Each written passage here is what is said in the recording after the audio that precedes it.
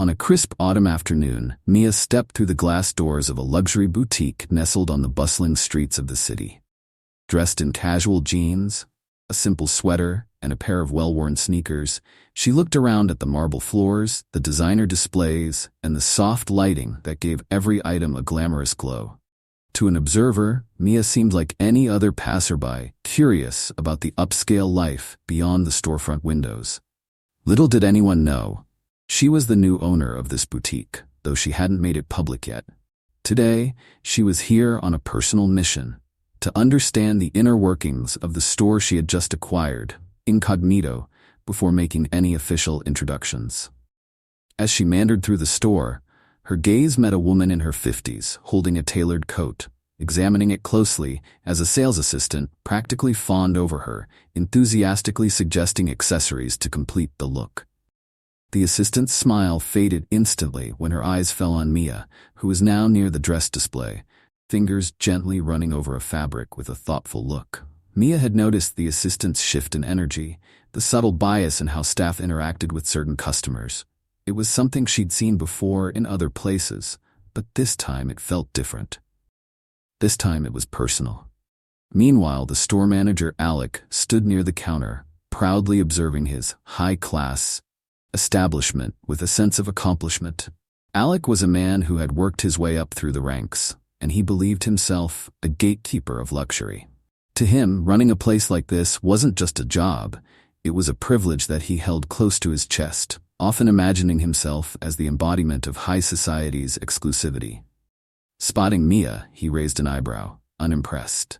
In his mind, people who entered without an air of wealth, let alone without designer clothing or flashy jewelry, simply didn't belong. And Alec had a particular way of showing that belief. When Mia approached the exclusive section, Alec's eyes narrowed, and he quickly crossed the room, his steps loud against the marble floor. Clearing his throat, he spoke with a faint smirk. "Can I help you find something more suitable?" His words were edged with condescension, clearly directed at Mia's simple attire. She looked up, meeting his gaze with calm eyes. "No, thank you," she replied, her tone polite but firm. Alec's smirk faded as she continued browsing as if unfazed. His patience, however, was not endless. "Excuse me," he said, stepping into her path with a hardened stare. "This section is reserved for our higher-end customers." His voice was softer this time, almost a hiss, as if sharing a secret. Mia tilted her head slightly, maintaining her composure. "Oh," she asked, a slight smile tugging at the corner of her lips. "And what defines a higher-end customer?" Her question was a simple one, but Alec seemed taken aback, stammering slightly before gathering his composure. "Well, it's about class," he said with a patronizing nod. "About people who truly appreciate what's offered here. You understand, of course." Mia held his gaze, but before she could respond, Alec leaned in closer, his tone darker. "Look, it's nothing personal, but we've had issues with people, mishandling things, items they can't afford." Mia's smile froze, but she held her composure. "I see," she replied quietly, not giving him the satisfaction of a reaction. Alec, however, misinterpreted her calm as indifference, a mistake he would later regret. Deciding to put an end to this distraction, he straightened up and said firmly, "If you're not here to buy, I'll have to ask you to leave." But Mia didn't move. Instead, she regarded Alec with a quiet intensity that made him pause. This wasn't the reaction he expected. "Are you asking me to leave because of what I'm wearing?" she asked, her voice calm but sharp. Alec's face hardened. "It's not what you're wearing, well, it's clear you don't belong here," he snapped, frustrated by her continued presence. His voice grew louder, enough to catch the attention of nearby customers who glanced over, curious. The tension in the store grew as Alec crossed his arms, standing his ground. "We can do this the easy way," he said, glancing over his shoulder, as if calling security were his next step. "Or the hard way." Mia simply nodded, her gaze steady, and replied, "Fine, I'll leave, but you'll be seeing me again very soon." Her words had an eerie calmness that Alec didn't fully comprehend. Scoffing, he dismissed her with a wave of his hand. "Make sure to come back when you're ready to buy something." He turned away, convinced he had won the exchange. When Mia stepped out of the store, she pulled out her phone, calling her business partner, Aaron. "It's time," she said softly, her voice steady yet intense. On the other end, Aaron understood immediately. The acquisition would be publicized, and Mia's role as the store's new owner would be revealed. But she had more in mind than just a simple announcement. The store needed a complete overhaul, starting with the way it treated its customers and staff alike. That afternoon, Mia returned to the store, but this time she was not alone. Flanked by Aaron and a small team of advisors, she entered with an air of authority that turned heads. Dressed in a sleek suit, her every step exuded confidence and power. Alec, noticing the commotion, rushed over with a forced smile, not recognizing her from earlier. "Welcome," he greeted, his tone syrupy. "How can we assist you today?" Mia regarded him coolly, her expression unreadable. "I'd like to speak with the owner," she said, her voice commanding. Alec blinked, taken aback. "The owner?" He chuckled awkwardly. "I'm afraid the owner doesn't deal with customer issues personally." But when he noticed Aaron nodding toward Mia with a slight smile, a hint of realization began to dawn on Alec. He took a step back, eyes wide, as Mia spoke again. "Let me introduce myself," she said calmly. "I'm Mia Lane, the new owner of this store." The color drained from Alec's face as he processed her words. In one swift moment, his arrogance had turned to sheer panic. Murmurs spread throughout the store as other customers and staff began to understand the situation. Alec, usually so self-assured, now stood speechless, his face flushed with embarrassment and dread. Aaron stepped forward, holding a folder with the store's recent reports, and cleared his throat. "Miss Lane has noted some concerns regarding the store's management style and customer treatment," he said, his tone steady but firm. Alec swallowed hard, his bravado gone. I didn't realize," he stammered, grasping for words. "If I'd known, I would have—" "That's the issue, isn't it?" Mia interrupted, her voice sharp.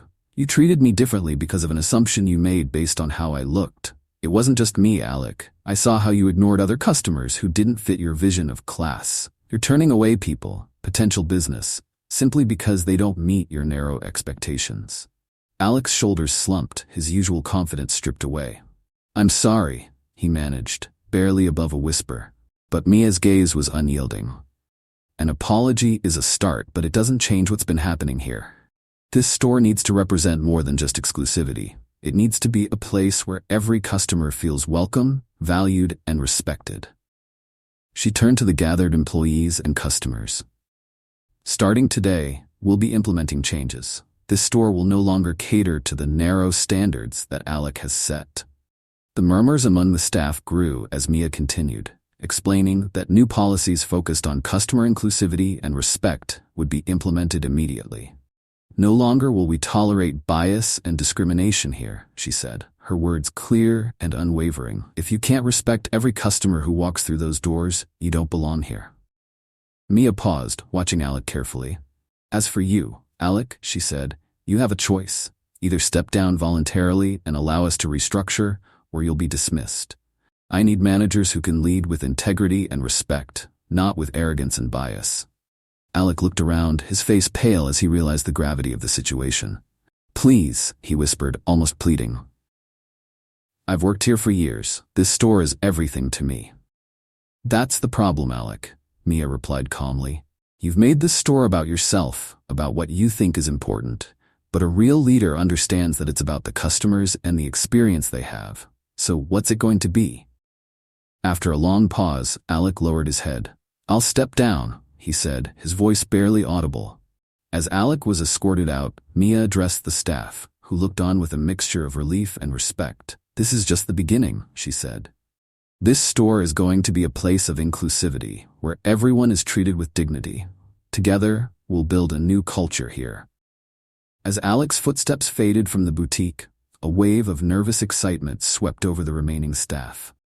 Mia scanned the room, taking in each face, some still wide-eyed with shock, others with a glimmer of hope that they might finally see the changes they'd long wished for. She could sense their hesitations, and knew that reshaping not just policies but also mindsets would take time. "Let's gather for a moment," Mia said, her voice gentle yet confident. The employees slowly approached, forming a tentative circle around her. "I'm not here to make changes for the sake of it. I'm here because each of you deserves a workplace where your voices matter, and every customer deserves to feel respected, regardless of who they are or what they're wearing.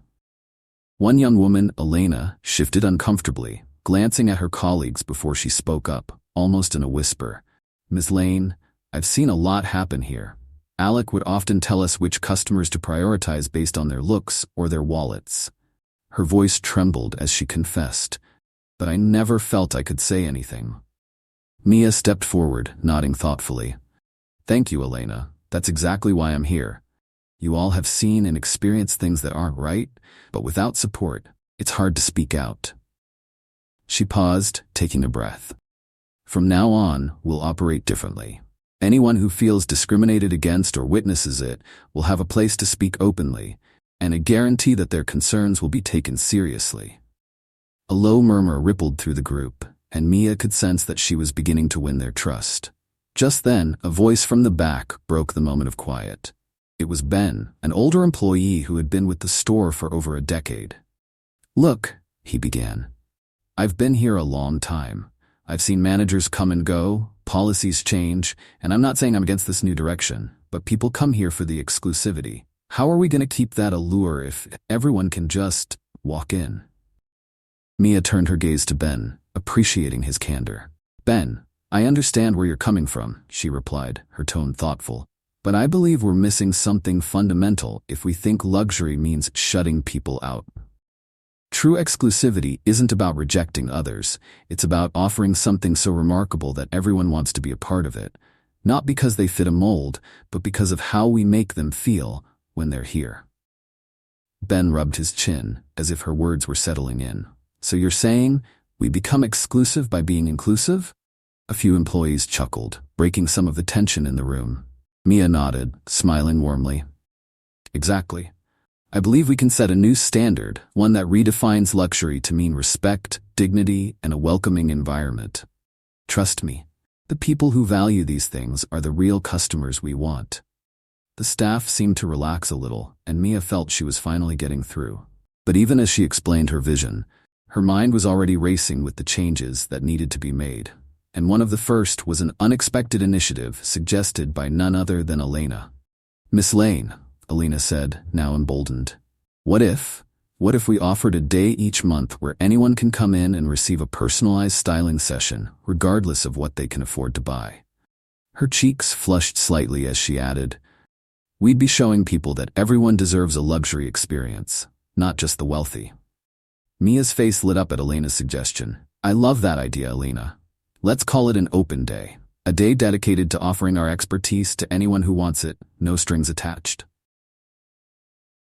She could see a spark of excitement in her team's eyes as they warmed to the idea.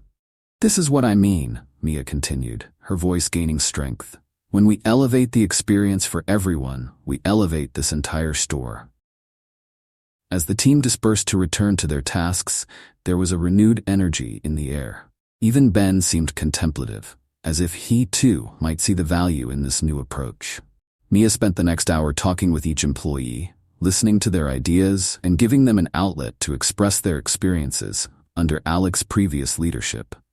She could tell that these changes would be as challenging as they were necessary. But no sooner had Mia turned to finalize the first phase of her new vision than she heard the faint chime of the store's entrance bell. She looked up, curious, and to her surprise, she saw Alec walking back in. This time, he wore no air of arrogance. His steps were slow, almost hesitant, his eyes cast downward. Mia felt a surge of mixed emotions, but managed to keep her expression neutral.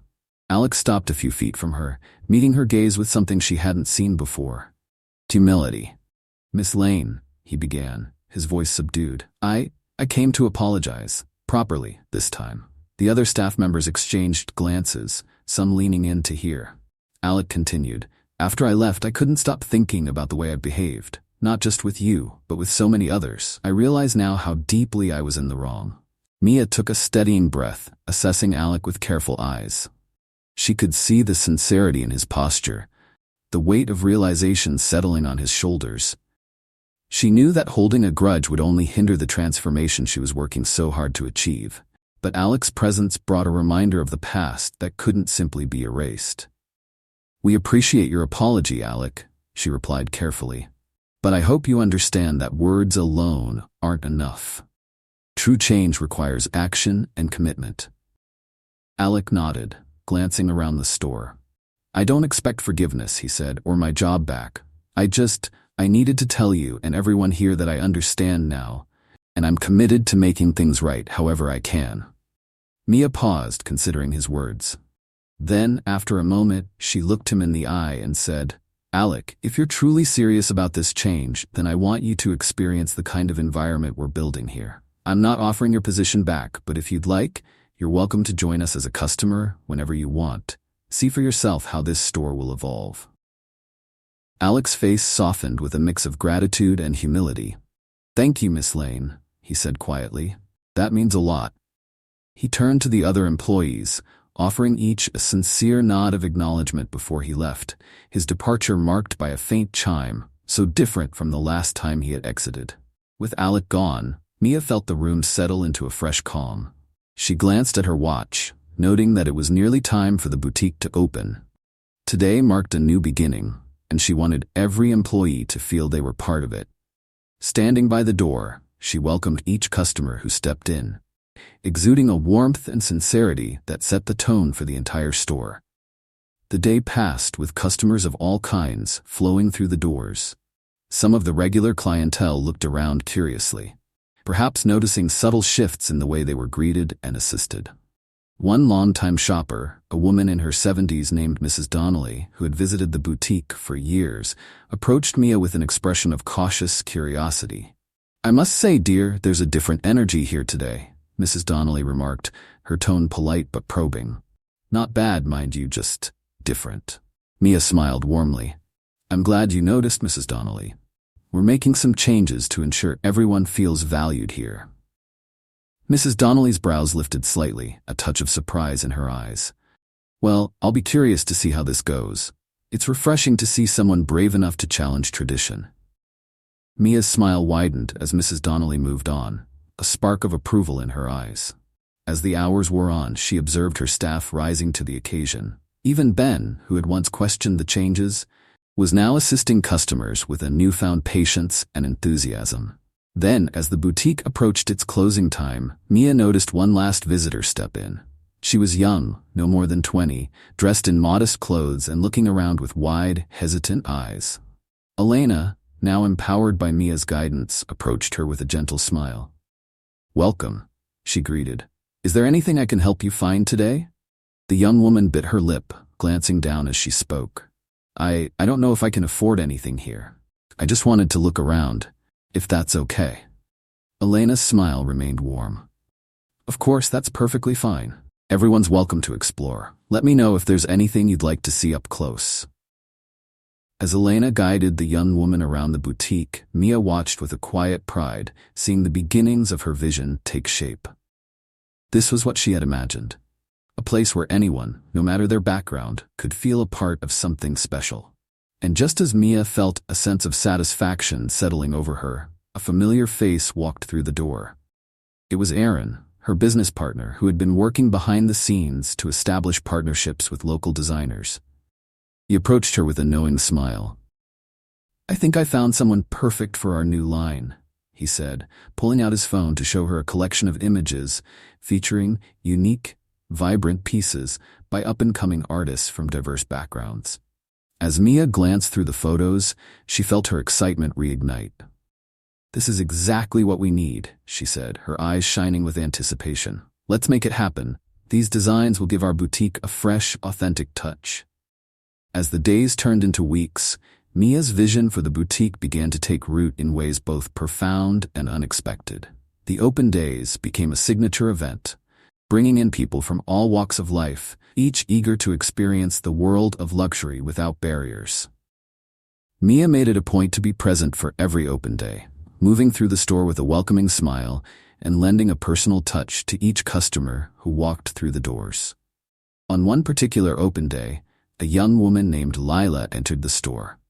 She looked around with a mixture of awe and hesitation, her eyes darting over the racks filled with designer pieces. Mia noticed her from across the room and could see the apprehension in her stance, the way her fingers fidgeted with the hem of her sleeve. Mia approached her gently, introducing herself and asking if she'd like some help finding anything special. "Oh, I just wanted to look around," Lila said, her voice barely above a whisper. "I've never been in a place like this before." She laughed nervously, but Mia could tell there was something more behind her hesitation. "Take your time and let me know if anything catches your eye," Mia replied warmly. "Luxury should be for everyone, and I want you to feel at home here." Lila nodded, a small smile breaking through her nervousness, and continued browsing, occasionally glancing back at Mia as if for reassurance. As Lila moved toward the jewelry display, Ben, the senior employee who'd initially resisted Mia's vision, approached. Mia watched carefully, curious to see how he'd handle this interaction. She needn't have worried. Ben had grown more open-minded in recent weeks, surprising even himself. Now, with a warm smile, he leaned toward Lila and said, "I think I have a piece that would suit you perfectly," pulling out a simple, elegant necklace from the display. "Would you like to try it on?" Lila's face lit up, her fingers trembling slightly as she took the necklace from Ben. She held it up, the light catching the delicate chain, and her eyes shimmered with awe. "Thank you," she murmured, her voice thick with emotion. "I've never had anyone help me like this." Ben simply smiled, nodding, as if to say that this was the new normal at the boutique. Meanwhile, back in her office, Mia was reviewing the latest designs that Erin had sourced from local artists. One in particular caught her eye. A dress with vibrant, hand-embroidered details, unlike anything the boutique had ever displayed before. She picked up the phone, calling Erin immediately. "This one," she said, barely able to contain her excitement. "This design is perfect. Let's showcase it in the front window as part of our new collection." Erin chuckled on the other end. "I thought you'd like that one. The artist's name is Aisha. She's been working on this collection for years, but no big-name stores have given her a chance." Mia's excitement grew as she heard Aisha's story. This was exactly the kind of change she wanted to bring, giving a platform to artists who had been overlooked by the mainstream fashion world. A few days later, the boutique's front window displayed Aisha's dress in all its glory. It was a bold statement, different from the muted tones that typically filled the space, and it drew the attention of passers-by, some of whom stopped in their tracks to admire the piece. That afternoon, Mrs. Donnelly, the elderly regular customer, walked in with an air of curiosity, her gaze settling on the new display. "Quite the departure from your usual style, dear," she remarked, her voice filled with a mixture of surprise and intrigue. Mia smiled warmly, her pride evident. "I think it's about time we celebrate the diversity and talent out there, Mrs. Donnelly. This piece is by a local artist who pours her heart into every stitch. I think it brings something truly unique to the boutique." Mrs. Donnelly took a moment, studying Mia's face, and a slow smile spread across her own. "You know, I rather like it. It's refreshing to see something with soul," she said thoughtfully. "It reminds me of why I fell in love with fashion in the first place." She cast Mia a knowing look, her eyes twinkling. "Keep going, dear. You're on to something special." Mia thanked her, feeling a renewed sense of purpose. But as Mrs. Donnelly moved on, Mia's attention was drawn to a new group entering the store. Alec had returned, this time with a volunteer group of young people from the local community center. Mia's heart warmed at the sight, noting how different Alec looked now. His stance was more relaxed, his expression open, and he seemed genuinely engaged with the group, introducing them to the store's various displays and explaining the stories behind each designer.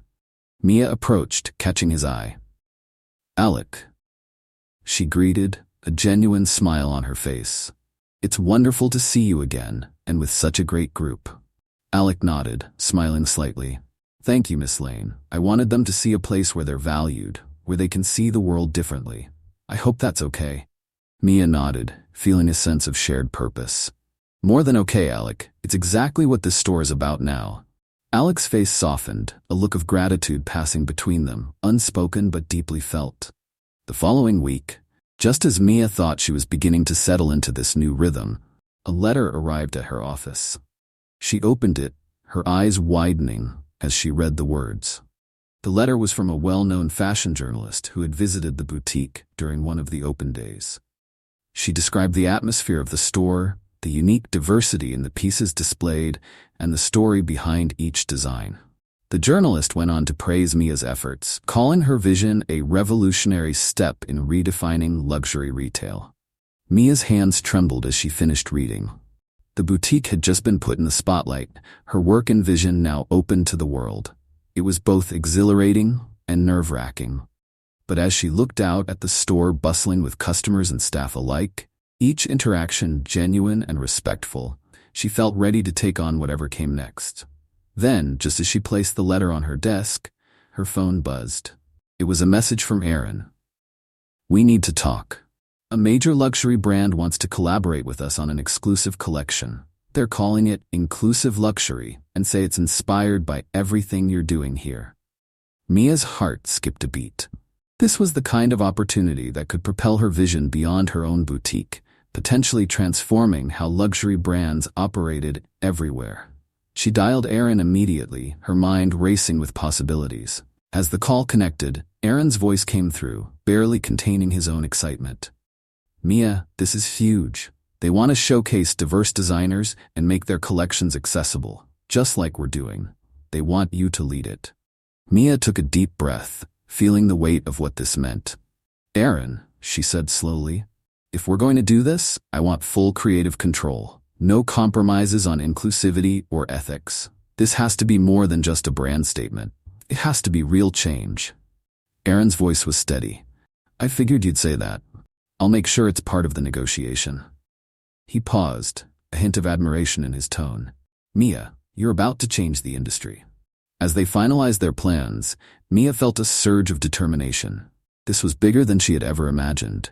But as always, her focus remained grounded in the boutique and the people who brought it to life every day. And so the journey continued, with each step opening new doors and challenges yet to be faced. The boutique was no longer just a store. It was a movement, a call for transformation in an industry resistant to change. The announcement of the collaboration sent ripples through the fashion industry, and soon Mia's boutique became the talk of the town.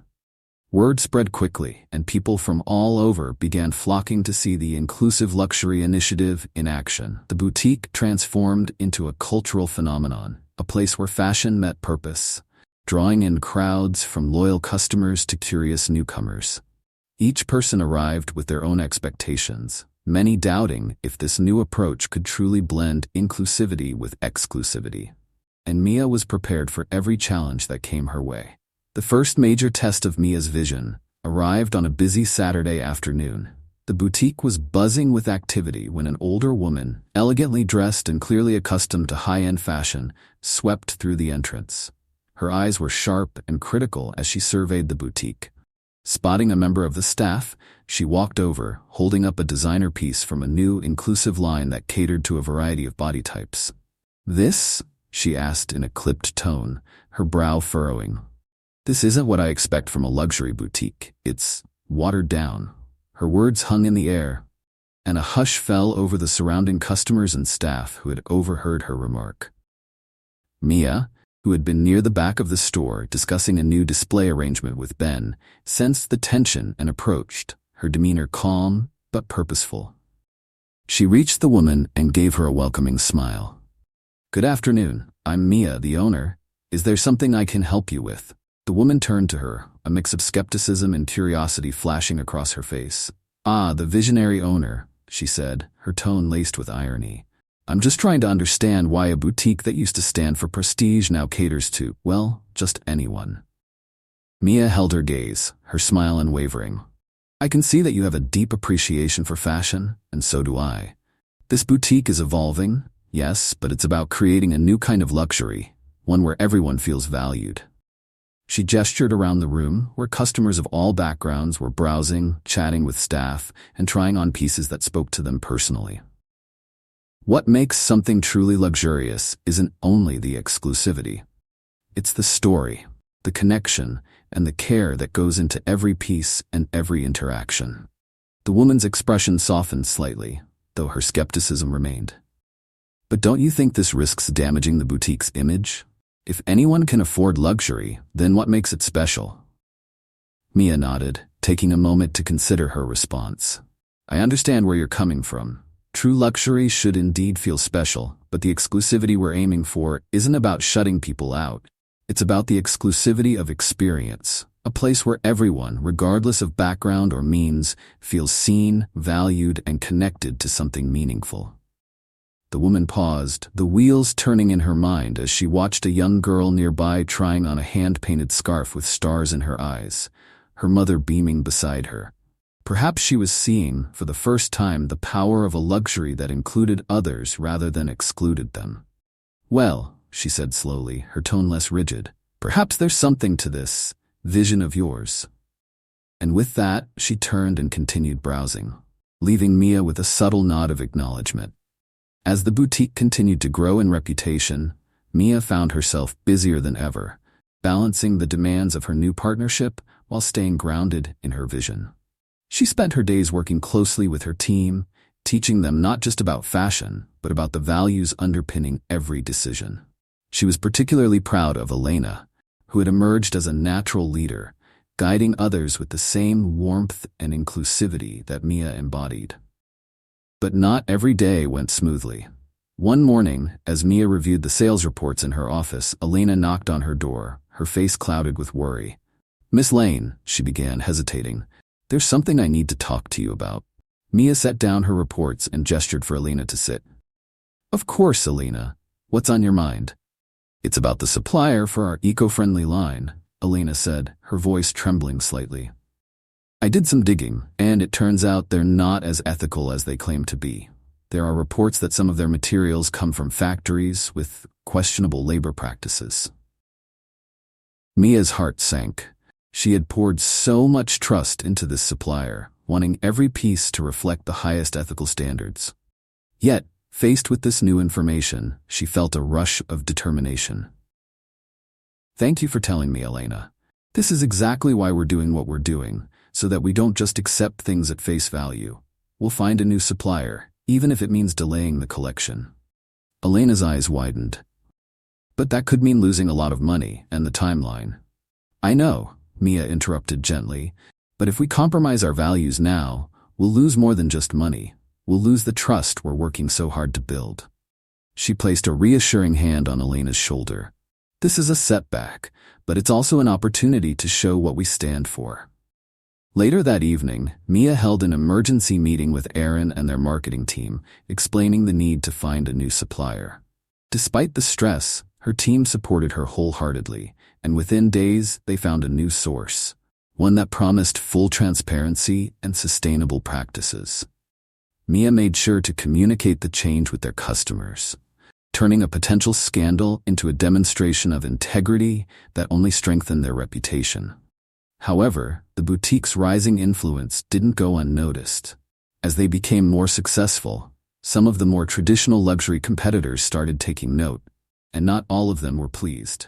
One of the biggest names in the industry, Sterling & Co., a luxury fashion giant known for its exclusivity and traditional image, reached out with an unexpected offer to buy Mia's boutique. When Mia received the proposal, her heart raced. The offer was generous, far more than she had ever imagined. But as she scanned the pages, something felt wrong. The terms of the contract were clear. Sterling & Co. wanted full control, and the inclusive luxury concept would likely be dismantled to restore the boutique's previous elitist image. In other words, they wanted to silence her revolution. Mia called Aaron immediately, her voice resolute. "They want us to sell out, Aaron. They want to turn everything we're doing here into just another exclusive brand. We can't let that happen."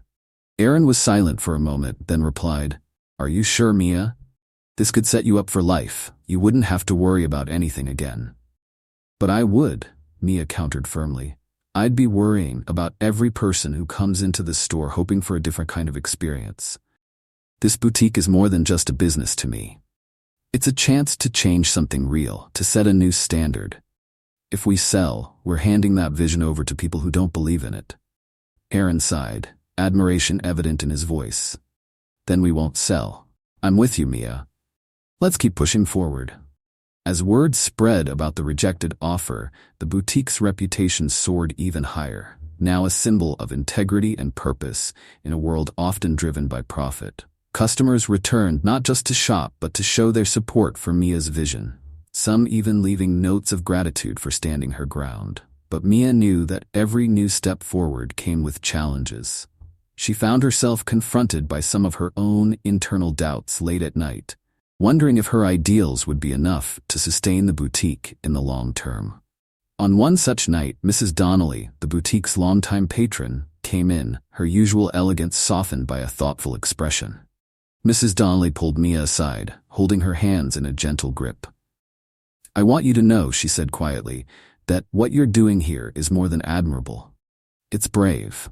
You remind me of someone I knew a long time ago, a young woman, full of dreams and willing to take on the world." Her eyes softened, almost as if she were looking into the past. "Keep going, dear. I didn't, and I've wondered what could have been." Mia squeezed her hands, feeling a renewed sense of purpose.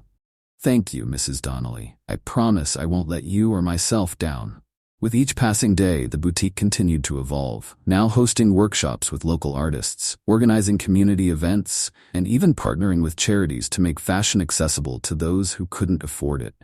The boutique had become a beacon, a place where fashion and compassion coexisted, and Mia was at the heart of it all.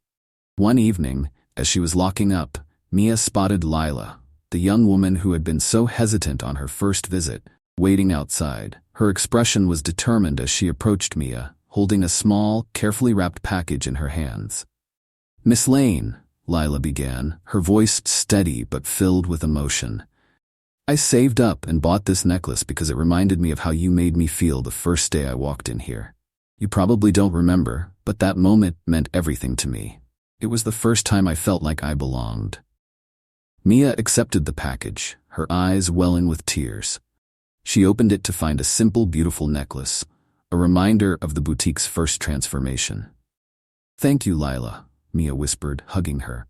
"This means more than you'll ever know." And as they stood there, Mia knew that this journey was far from over.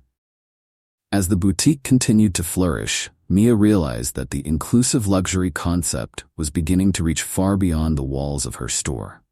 Her approach had not only transformed the shopping experience, but was creating a ripple effect, drawing the attention of other industry players who had never questioned the elitism embedded in high-end fashion. Every day, new visitors arrived, intrigued by the whispers they'd heard, eager to see if this boutique truly lived up to its revolutionary reputation. One rainy afternoon, a familiar face entered the store, and Mia nearly did a double take. It was none other than Serena Gibbons, one of the most influential fashion critics in the industry, known for her strict, often unkind reviews of any brand that dared to challenge the norm. Serena was feared by many, but respected by all. Mia felt her heart beat faster. She had no idea Serena even knew of the boutique, let alone cared enough to visit.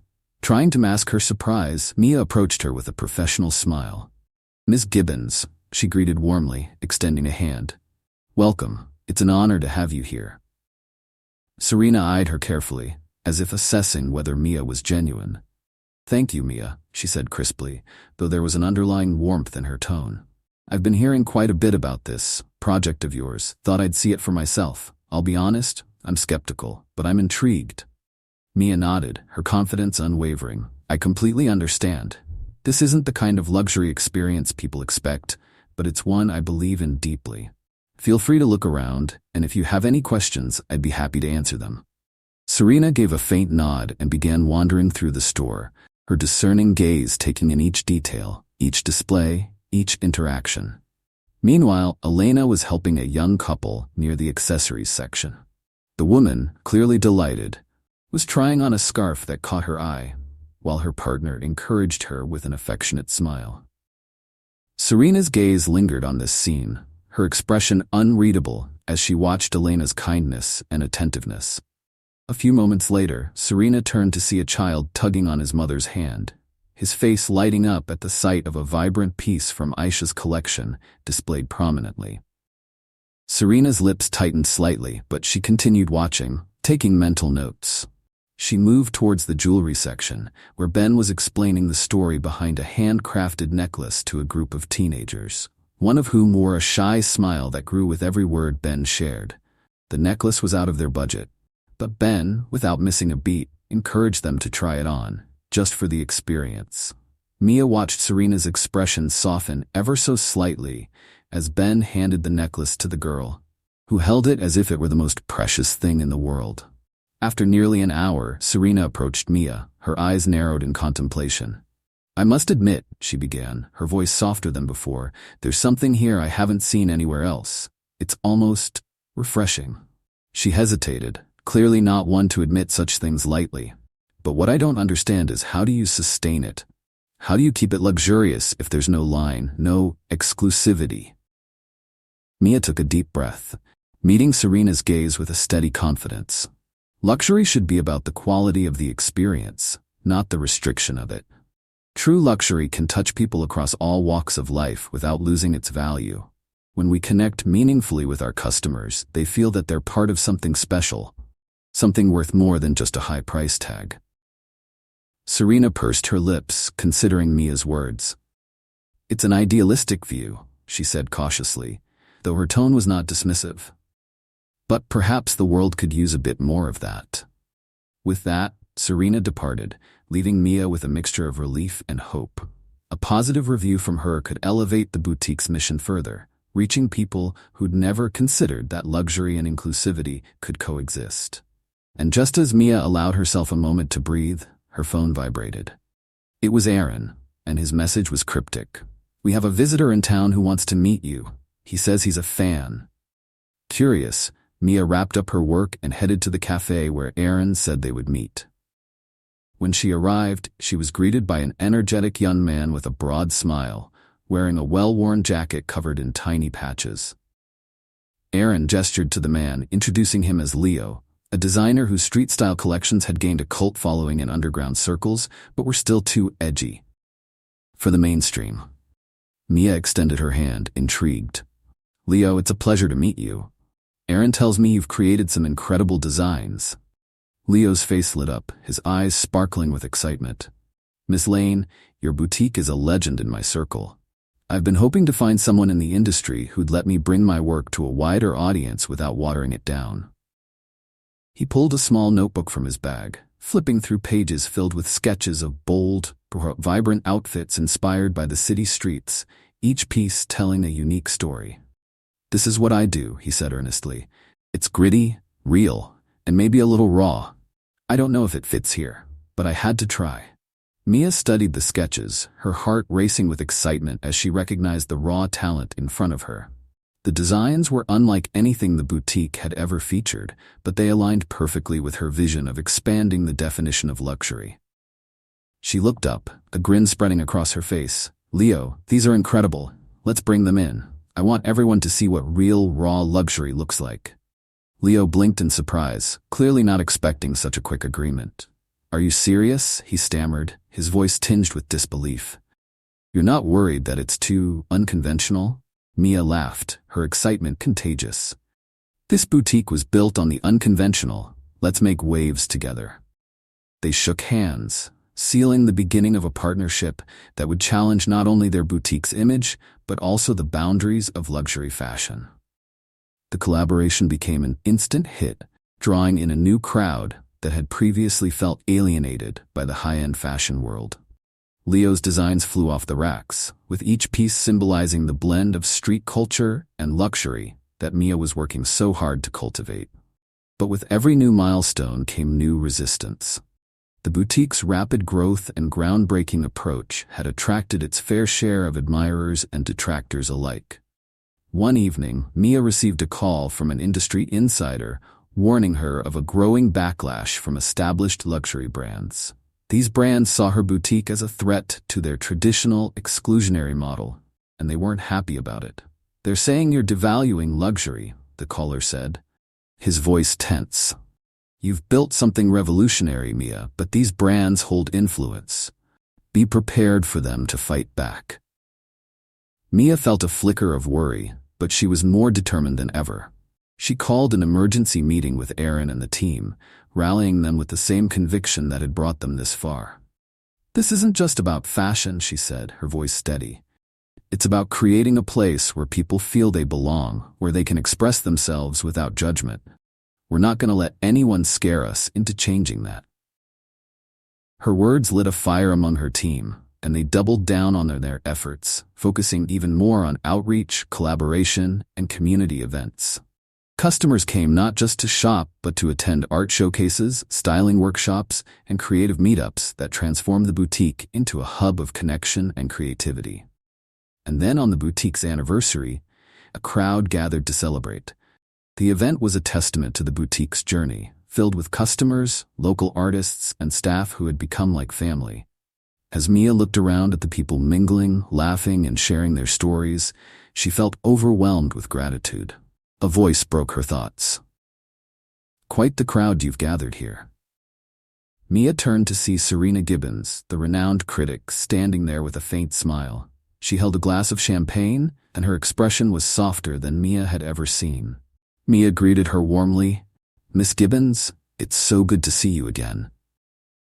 Serena looked around the boutique, her gaze landing on Leo's vibrant designs, the inclusive displays, and the diverse group of people filling the space.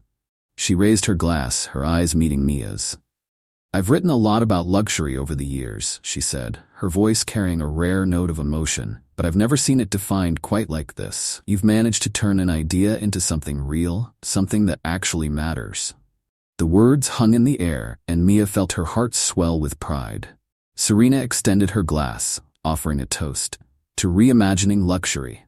"To reimagining luxury," Mia echoed, clinking her glass with Serena's. As the night drew on, Mia found herself looking out at the boutique, a place that had become more than just a store. It was a symbol, a beacon of change in an industry that had resisted it for so long. She knew the journey was far from over and that there would be new battles to face. But for now, surrounded by the people who had believed in her vision, she felt ready for whatever lay ahead. Just then, she felt a tap on her shoulder. It was Lila, the young woman who had bought the necklace months ago. She smiled, her eyes bright with gratitude. "Miss Lane, I wanted to thank you again. Coming here changed my life, and it's given me the courage to follow my own dreams." She hesitated, then handed Mia a small, hand-drawn card. "I'm starting my own business soon. And it's all because you showed me what's possible." Mia took the card, her eyes misting with pride. She hugged Lila, her heart full, knowing that this was the ultimate reward for her work. It wasn't just about redefining luxury. It was about giving others the courage to redefine their own lives. And as she embraced the future, Mia knew that the story of the boutique was only just beginning. As Mia continued to pour her heart into the boutique, her mission grew into something larger than she'd ever envisioned. The boutique had become a place where people of all backgrounds came not only to shop, but to feel inspired, to dream, and to connect. Stories emerged from the store, each carrying its own spark of transformation, and these stories quickly gained a life of their own. Then, one day, Mia was invited to speak at an international luxury conference. The invitation was a surprise. It was an event typically reserved for the biggest names in high fashion, those whose brands had long defined exclusivity. Mia had disrupted that very definition, yet here she was, invited to share her story with some of the industry's most influential figures. It was a daunting opportunity, but she knew it was one she couldn't refuse. As she stepped onto the grand stage, the audience, filled with designers, CEOs, and critics, went silent, their eyes fixed on her with a mixture of curiosity and, in some cases, skepticism. She could see some familiar faces, including Serena Gibbons, seated in the front row, her expression unreadable. Mia took a deep breath and began.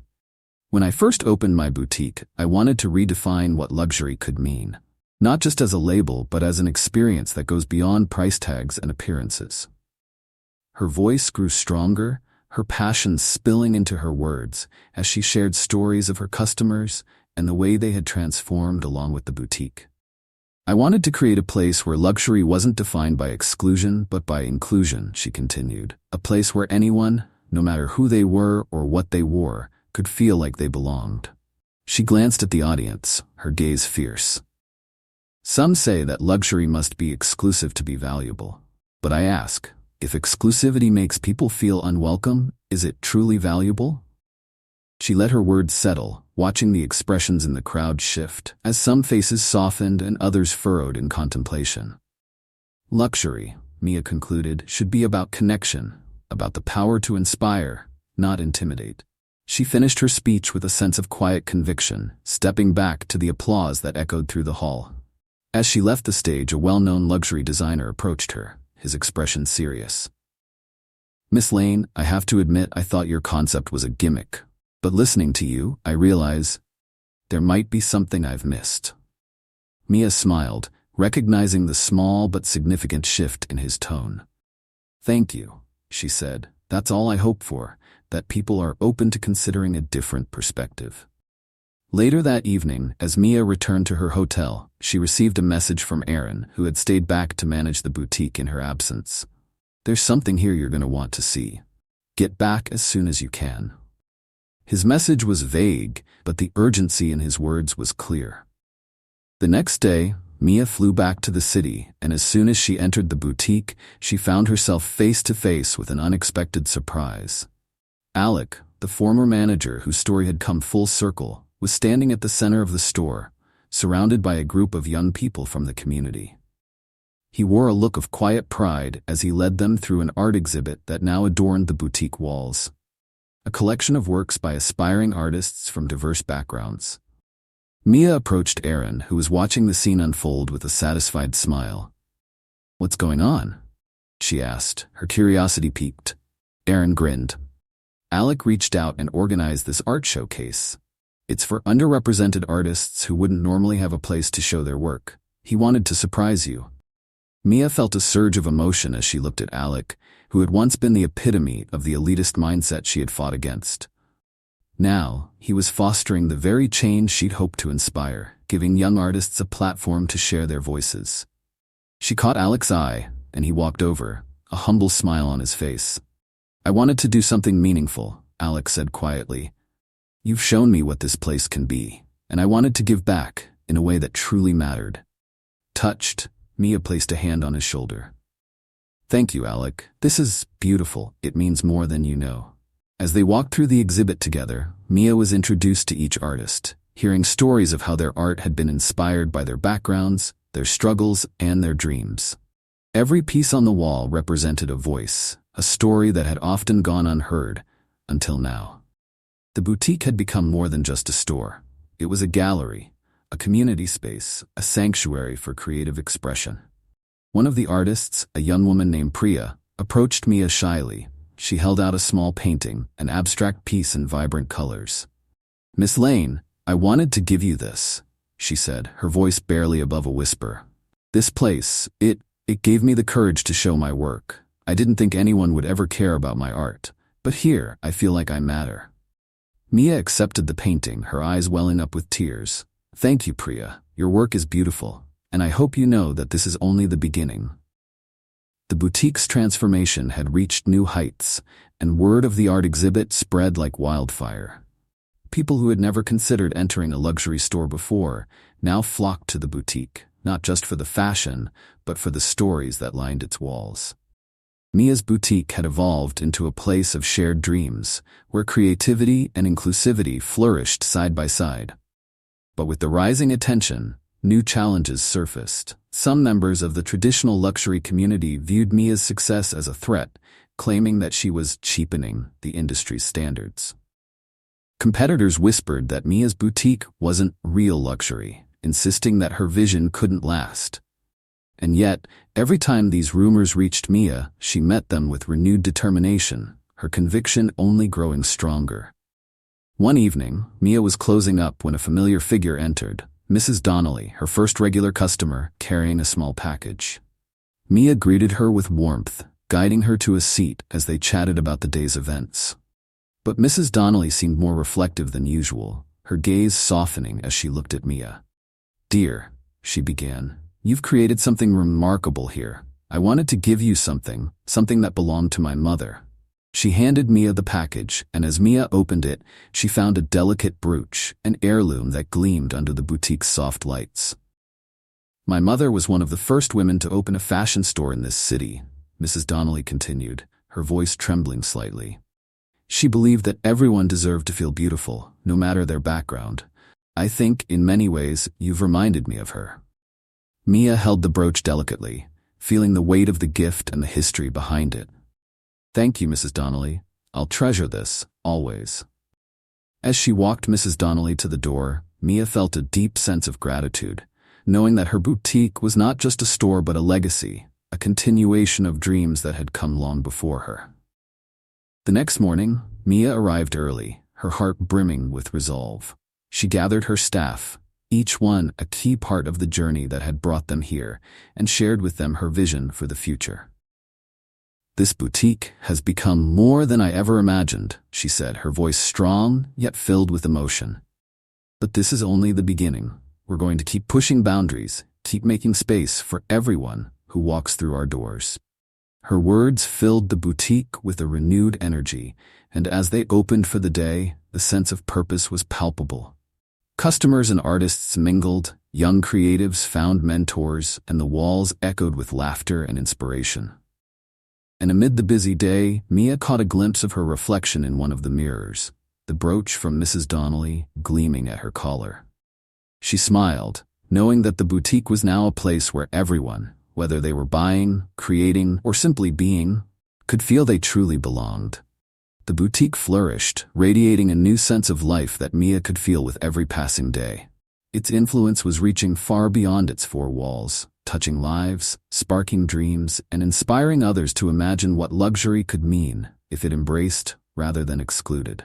But with every new success, Mia found herself facing new, more complex challenges that would test her resolve in ways she hadn't anticipated. One morning, as Mia was reviewing a proposal for the next open day event, Aaron rushed into her office, his face pale with concern. "Mia," he began, his voice tense. "We have a situation. What's going on?" she asked, instantly alert. Aaron handed her a letter, the letterhead displaying the name of one of the city's oldest and most prestigious luxury brands, Cromwell & Co. "They're threatening legal action," he explained. "They're claiming that our model, inclusive luxury, is infringing on their brand. Apparently, they don't like that we're attracting some of their clientele, and they say we're tarnishing the exclusivity of the luxury market." Mia felt a surge of anger as she scanned the letter, her jaw tightening. Cromwell & Co. had dominated the industry for decades, known for its elitism and refusal to adapt to the changing times. And now it seemed they were willing to go to extreme lengths to protect their stronghold, even if it meant stifling innovation and change. "This is a power play," Mia said firmly, her eyes blazing with determination. "They're trying to intimidate us. They want us to abandon our mission because they're afraid of what it represents." Aaron nodded, his expression grim.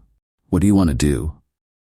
"We could settle, rebrand, maybe soften our image to avoid escalating this. But I know that's not what you had in mind." Mia looked at him, her resolve unwavering. "Aaron, we're not backing down. If anything, this proves that what we're doing is important. They can throw whatever they want at us, but we're going to keep moving forward. I refuse to compromise our vision." Aaron's face softened, admiration clear in his eyes. "All right then," he said, a small smile creeping onto his face. "Let's fight." Over the following weeks, the boutique found itself under intense scrutiny as the lawsuit drew media attention. Headlines buzzed with questions. Can luxury be inclusive? Is this the end of traditional high-end fashion? The boutique became a lightning rod for debates about class, exclusivity, and the very nature of luxury itself. Cromwell & Co. took advantage of every opportunity to paint Mia's boutique as a threat to the sophistication of the industry, while Mia held steadfast, using each interview as a chance to share her vision with the world. To Mia's surprise, supporters began to emerge from unexpected places. Designers, artists, and customers wrote letters and posted messages online, sharing their stories of how the boutique had changed their lives. One designer, who had grown up in a working-class neighborhood, spoke passionately about how Mia's boutique had given her the courage to pursue her dreams without changing who she was. The movement Mia had started was taking on a life of its own. And just when things seemed to reach a boiling point, a figure from Mia's past entered the scene. Her old friend Rachel, a lawyer who had once dreamed of joining the boutique world, but had instead built a formidable career in corporate law. When Rachel saw what Mia was going through, she reached out immediately. "Mia," Rachel said over the phone, "you're not going through this alone. I'll represent you. And I don't just want to win this case. I want to make a statement. Cromwell & Co. is clinging to an outdated model. It's time the industry learned that change is not only inevitable, it's necessary. Mia felt a wave of gratitude wash over her. Rachel, thank you. I can't tell you what this means to me. Don't thank me yet, Rachel replied with a chuckle. We've got a lot of work ahead of us, but we're going to turn this case into an example, a new blueprint for what luxury can be. With Rachel's help, the legal team began gathering stories and testimonials from customers, artists, and even former Cromwell & Co. employees who had experienced exclusion firsthand. As they built their case, Mia found herself reconnecting with the very people her boutique had empowered. Their stories reminded her why she had started this journey and deepened her resolve to keep pushing forward. The trial date arrived, and the courtroom was packed, a testament to the public's fascination with the case and its implications. The proceedings began with Cromwell & Co.'s attorneys painting Mia's boutique as a disruptive force, arguing that it was undermining the luxury industry's core principles. They insisted that exclusivity was an integral part of luxury, something that made it aspirational, and accused Mia of diluting this by making luxury accessible to anyone. Then it was Rachel's turn. She stood confidently, her voice steady as she addressed the court. Luxury is not defined by who it excludes, she said, her words resonating in the hushed courtroom.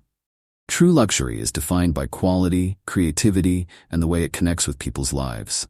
Miss Lane's boutique has not harmed this industry. It has enriched it. And we are here today to show that luxury can grow, evolve, and embrace inclusivity without losing its essence. The turning point came when Rachel called Mia to the stand. As Mia spoke about her vision, the challenges she had faced, and the countless lives the boutique had touched, there wasn't a dry eye in the room.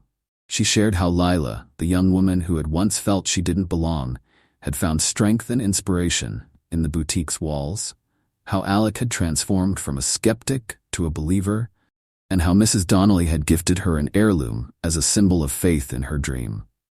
When Mia finished her testimony, the courtroom fell silent. Even Cromwell & Co.'s representatives looked affected, though they tried to maintain their composure. The judge, visibly moved, took a moment before addressing the court.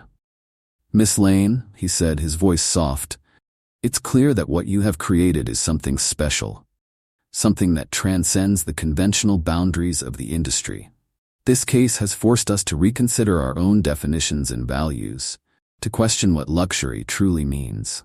After several more days of testimony and deliberation, the court ruled in Mia's favor.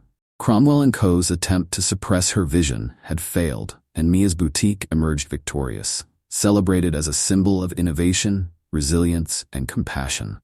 The verdict sent shockwaves through the industry. News outlets hailed Mia's boutique as the face of a new era, and her story became a beacon of hope for those who had felt excluded or unworthy of beauty and quality. Mia's boutique was more than a business now. It was a movement, a call for change that could not be silenced. A week after the trial, Mia hosted a gathering at the boutique, inviting friends, supporters, and every artist and customer who had ever contributed to its journey. The boutique was filled with laughter, music, and stories, a celebration of the victory that belonged to all of them.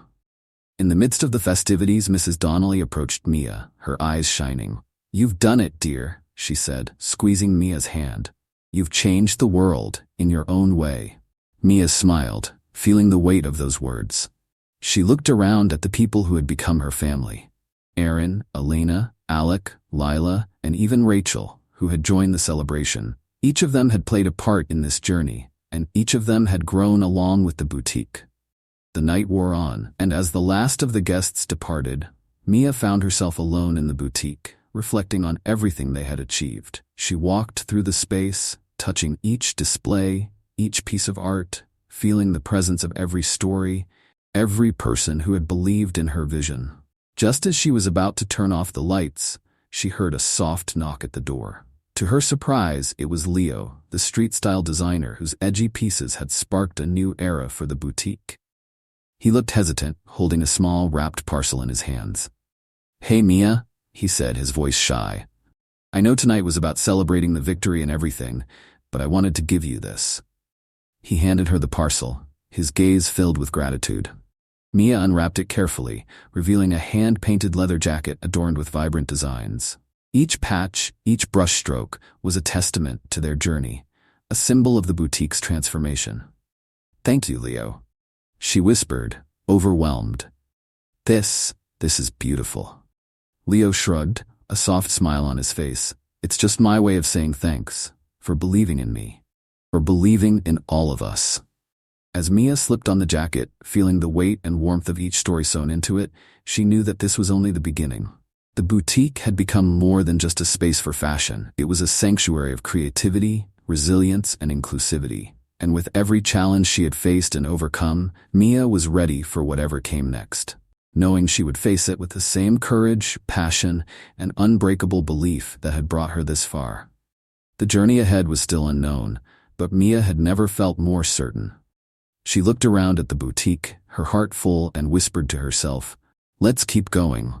With each new success and every hurdle overcome, Mia's boutique had grown from a personal dream into a movement that now echoed through the halls of the fashion world. But the impact of her work extended even further, touching lives, creating connections, and inspiring people she'd never met. The boutique had become a safe haven for artists and dreamers, a place where the boundaries of luxury, creativity, and inclusivity dissolved.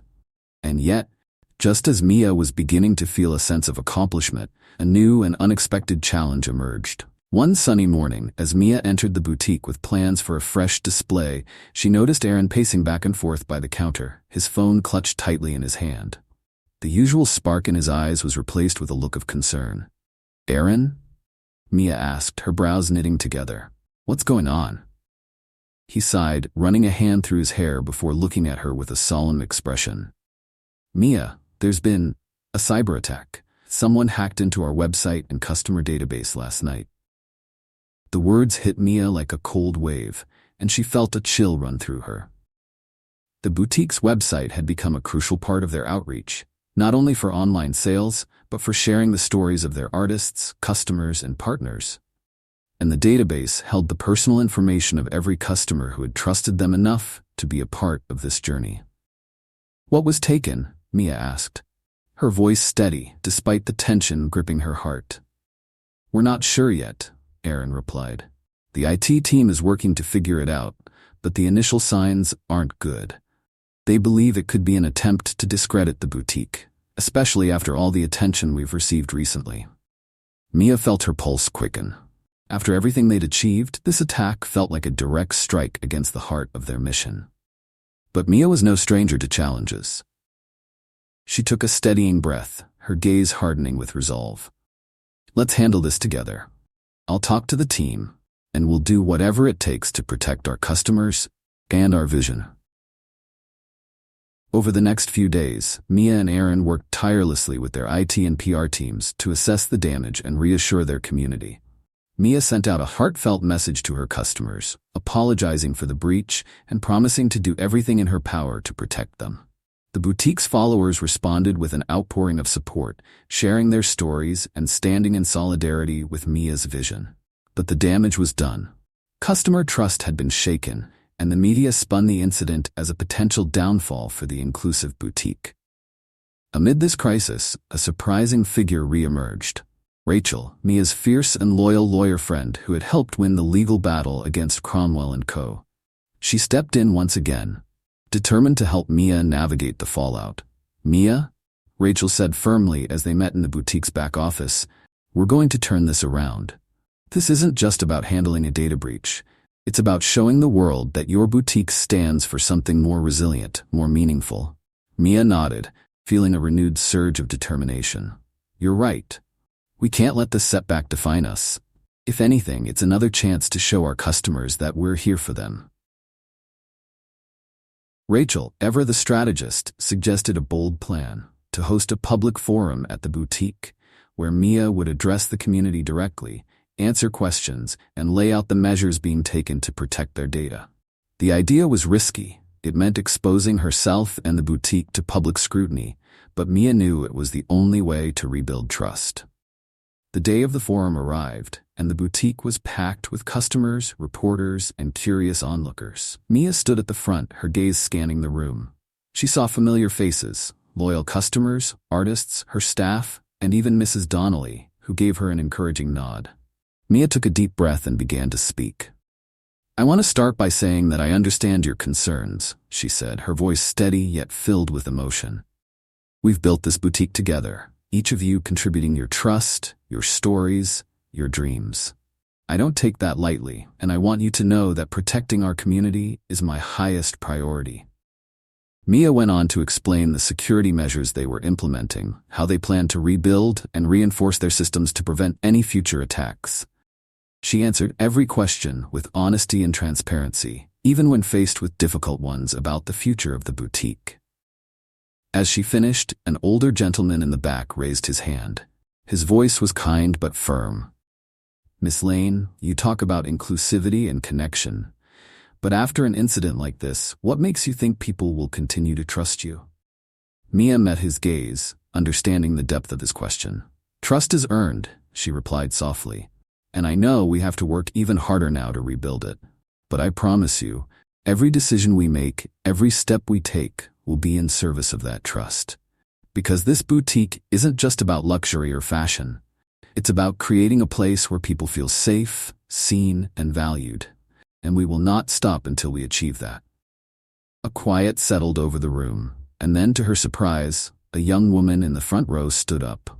It was Lila, the customer whose life had been transformed by her experience at the boutique. She looked around, her eyes bright with determination. "Mia's boutique gave me the courage to pursue my own dreams," Lila said, her voice shaking slightly but growing stronger with each word. "She showed me what it means to belong, to be part of something that cares about people, not just profit. I trust her, and I know that if anyone can make this right, it's her." Her words seemed to resonate through the crowd, and one by one, people began clapping. Mia felt a lump rise in her throat as the applause swelled, filling the boutique with a sense of solidarity and hope. In that moment, she realized that they were more than a community. They were a family bound by shared dreams and a commitment to something bigger than any setback.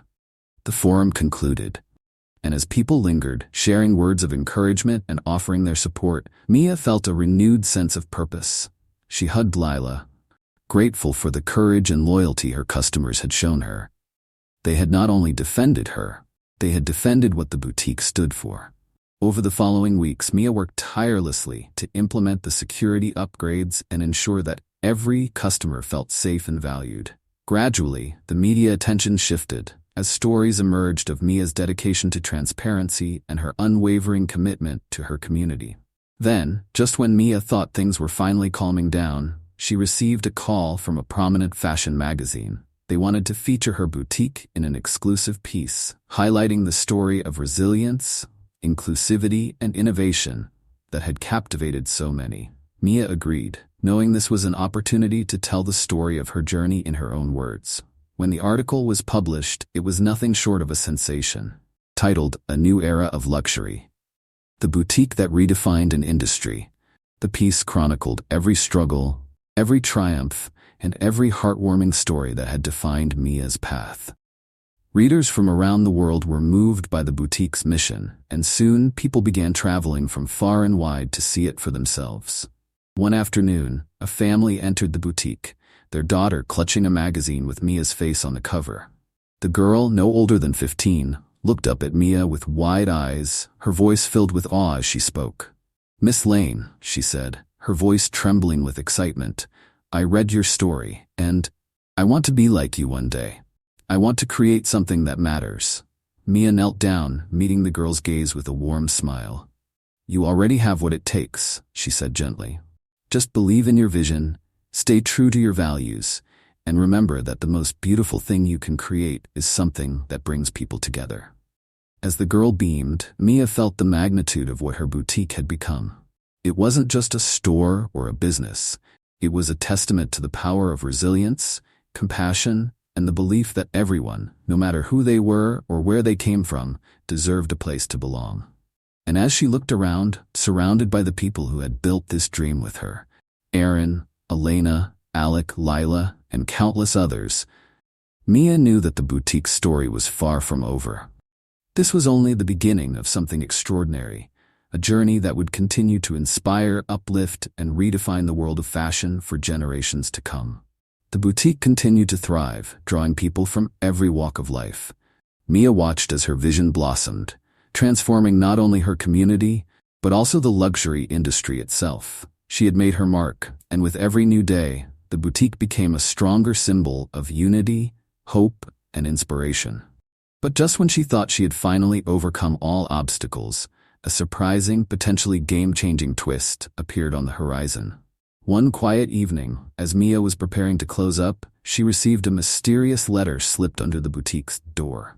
The envelope bore no name, no return address, just a single, hand-drawn symbol that she didn't recognize.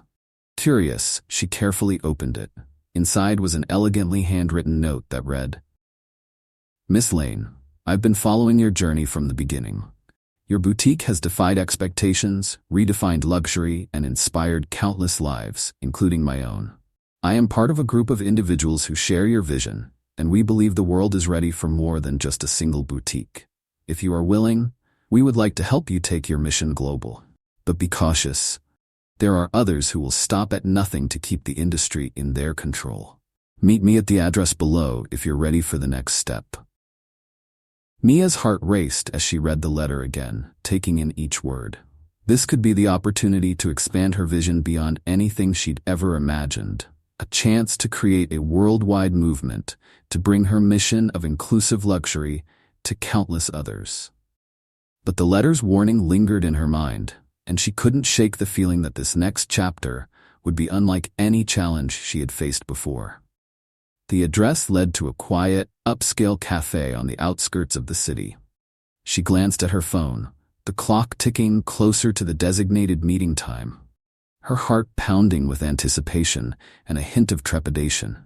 Mia's thoughts raced as she weighed the possibilities. Was this the opportunity she had been waiting for, or was it the beginning of a dangerous game where her dreams and her boutique would be on the line? With a final breath of determination, she stepped out of the boutique, locking the door behind her, and walked toward her car. The boutique, now bathed in the soft glow of evening, stood as a testament to everything she had built. She glanced back, feeling a surge of pride and resolve. Whatever awaited her at that meeting, she knew she had come too far to turn back now. As Mia drove toward the address, her mind buzzed with questions. Who was this mysterious figure? What kind of influence did they wield in the world of luxury fashion? And why were they choosing to reach out to her, of all people? She could feel her pulse quicken with a blend of excitement and unease. She knew that if this meeting led her down a new path, it could open doors she hadn't even dreamed of. Or perhaps it could threaten everything she had worked so hard to protect. The cafe appeared in the distance, its warm lights a beacon against the night. Mia parked her car, steadying her breath before stepping out. As she approached the entrance, she couldn't help but feel as if she were standing on the brink of something monumental, a crossroads that would decide the future of her vision and her boutique. And then, as she reached for the door, it opened from the inside. Standing before her was a tall, well-dressed man, his face partially shadowed, yet his eyes sparkled with familiarity. There was a glint in his gaze, one that spoke of shared purpose and hidden knowledge. Without a word, he extended his hand. "Miss Lane," he said, his voice warm but firm, "we've been waiting for you." If you want to discover who this mystery figure is and what new challenges await Mia in her journey, make sure to follow the channel. Share this story with friends and family, and join us as we continue exploring the twists and turns of Mia's incredible journey.